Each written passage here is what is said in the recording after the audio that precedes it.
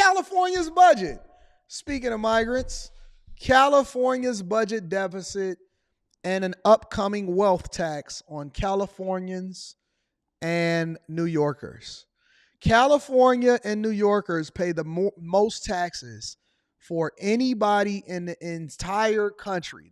They pay more taxes than any other state in the entire country as far as the citizens and the tax rate that goes on inside of those states. More taxes than anywhere else. And Gavin Newsom, oh God, did we just do that wrong? All right, hold on. Give me a second. Gavin Newsom, the governor of, what's the name? Snake Plissken. Escape from LA. The governor of Escape from LA. Gavin Newsom. Hold on. All right, let's see if we can get this right. There we go. All right, we back in the building. He wants to explain how he's going to manage this budget deficit and also what's going to come forth as a part of this new wealth tax that they implemented, as though the people are not taxed enough. Well, welcome to the 20. Setting the stage for likely a difficult budget year, Governor Gavin Newsom presented the first draft of his proposed $291 billion state spending plan. I hope the story is one of resilience, and it's also a story that, again, in closing as I began, recognizes this is a story of correction and normalcy. Newsom at odds with the state's legislative analyst office, which pinned the state's budget shortfall at $68 billion. Newsom says he expects the number to actually be $37.9 billion, expecting the state to have more revenue than the LAO predicts. How do you have that big of a difference when you're doing budget planning?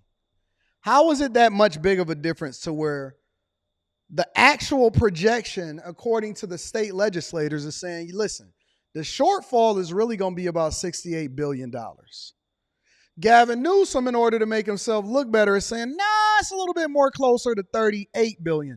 So you telling me there's a $30 billion difference in where you guys stand on what you think the projected numbers is going to be as far as the budget. Listen, across the board, there's a budget deficit. Either way, you're still in a hole. Either you're going to be in a hole $38 billion or you're going to be in a hole $68 billion. You pick and choose which one, right? Usually the people that are smart try to go and err towards whatever it is that is going to be the biggest budget deficit so that they can try, if you have a surplus in any way or it's not that bad, then you can always, promise less, deliver more, right? But you know that the majority of the people that pay almost close to half, the 1%ers in California that pay close to half of all of the taxes are fleeing in droves. Absolutely getting the heck out of California. Still, with the state short billions, Newsom proposes making cuts to programs related to housing and climate. Schools appear spared from cuts for now. Newsom wants to also delay spending billions, including a pause to money that would help raise the healthcare minimum wage to $25 an hour. But he's committed to keeping California's program that provides healthcare to undocumented immigrants. To help fill the gap, Newsom says he wants to pull about $12 billion from the state's rainy day fund, which will require him to declare a budget emergency. This is the red flag inside of every politician's back pocket. When they declare something to be a crisis or emergency, I want y'all to pay attention to this. For every person in your state, no matter what state that you live in, remember this, that if a politician declares it to be a emergency or a crisis, they then have the power to kind of do a little bit more than what they wanted, than what they originally were tasked to do, because they can tap into resources, they can tap into rainy day funds, they can then allocate monies to go and manage it according to how they see fit.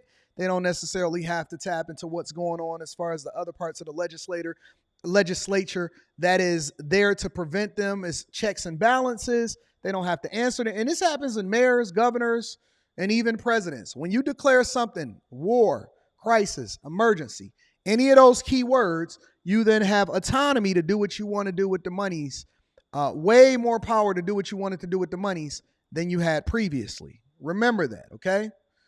And so in order for him to tap this rainy day fund, he would have to declare this an emergency, a crisis. When do you intend, or would you intend, to declare that? When we need to, not for many, many months. Newsom spent part of his presentation rejecting a proposed tax on wealthy Californians. We asked about the possibility of any future tax increases. You've been clear about how you feel about the wealth tax. Are you committed to not raising any taxes to close this gap? I don't know how many times I have to. I'm just not going to say it again because I say it every single year. It's infuriating because I guess everybody needs the same story and needs to regurgitate the story. Maybe you guys have some advice for me. Honestly, so no. Republicans pleased by this position, but say Newsom's budget overall will not work. Worried the governor assumes the state might have more money than it actually will. The governor spent a lot of time talking about the plethora of details in the budget, but that is not as important as his approach to solving the deficit, because if that's wrong, all of those details of the budget are severely threatened. Now, this officially kicks off the negotiations on the state spending plan between state lawmakers and the governor. Hearings on this will begin later this month here at the state capitol. Reporting in downtown Sacramento, Ashley Zavella, KCRA 3 News. And the governor says that. So let's talk about this wealth tax for New York and California that's being considered. Let's talk about how they plan to fill the holes within the budget by then taking more money out of your pockets.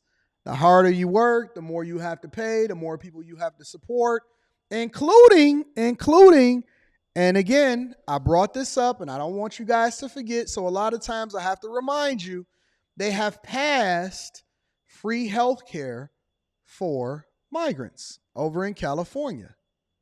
They want them to get the health care coverage that they need, regardless of whether or not they are American citizens. This is a part of the budget over there in California. So when you talk about a budget deficit or a shortfall and who's going to pay for it, that's the only question that we have to have in this conversation. 2023 actually saw tax revenues decline in 40 states. The biggest losers, New York and California. So lawmakers are now considering new wealth taxes. Let's get out to Robert Frank with more. Robert? Okay, the drop in IPOs and stock sales last year, adding to the fiscal crisis that's emerging in high-tax states. As you mentioned, tax revenue declined in 40 states, with the highest tax states hit hardest. California saw a 25% drop in revenue. That's comparable to the financial crisis and the dot-com bust. The state now faces a $68 billion deficit. That is the largest in California history. New York's tax revenue expected to drop by $10 billion next year. That could lead to a $4 billion deficit, $10 billion the year after that. Both states now battling demands to cut spending or raise taxes. California legislators proposing a wealth tax that would be 1% on total wealth over $50 million and 1.5% on billionaires.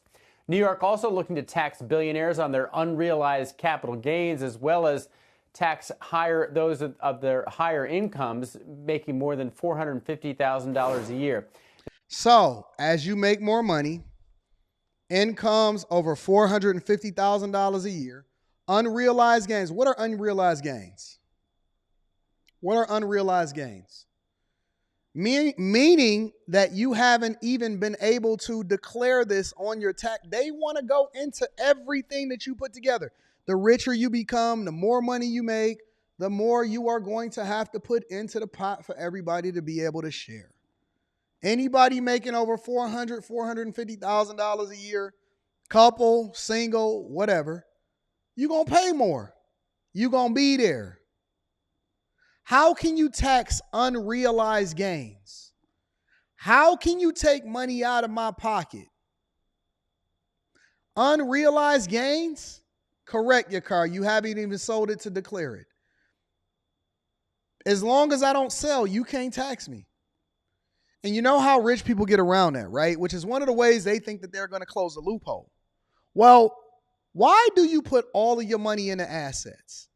Because anything that you have that is valued at something, especially if it's continuing to appreciate, is an asset.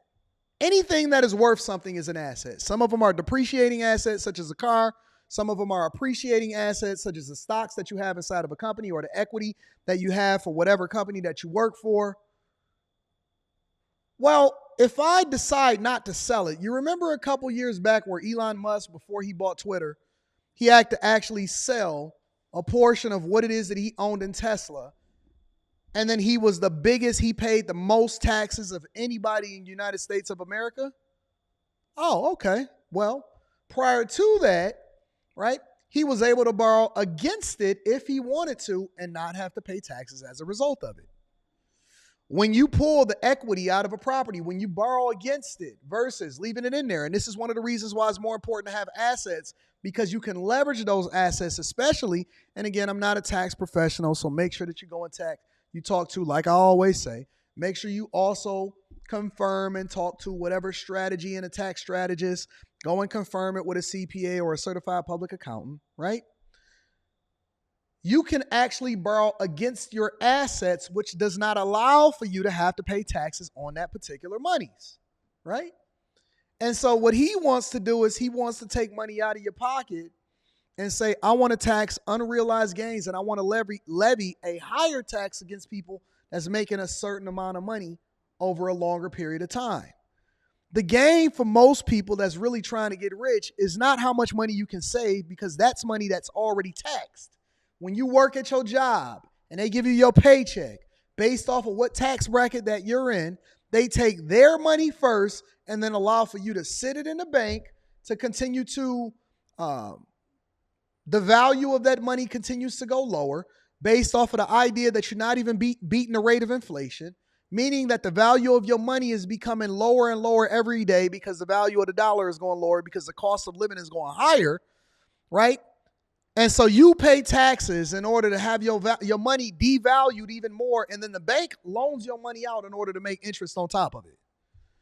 And the only way to beat that game is to not look at cash or money saved as an opportunity for you to get rich. You cannot save your way to getting rich. It is impossible. You have to invest and have your money in assets that then appreciate and give off residual income over a longer period of time that allows for you to live the life that you want to live. And then you pay a lower tax rate based off of whatever those gains are. Or you actually don't pay hardly anything depending on how it is that you set up your taxes. Again, you might want to talk to your CPA as a result of it. But the point is, and the fact of the matter is, these states are doing the opposite of what it takes for you to get wealthy or to inspire businesses to open up more businesses and for the population to move over there. As they indicated, over 40 of the states over the last fiscal year actually lost revenue, went down, meaning that people are making less money to have left to give into the coffers, and the cost of doing business over in these states are more. You cannot tax your way to success. They cannot long-term fill the budget deficit and shortfalls by continuing to tax the people. And it is a short-term solution for a long-term problem. I see you, Kelvin. You can save your way to living in Mexico City, though. That's what you said.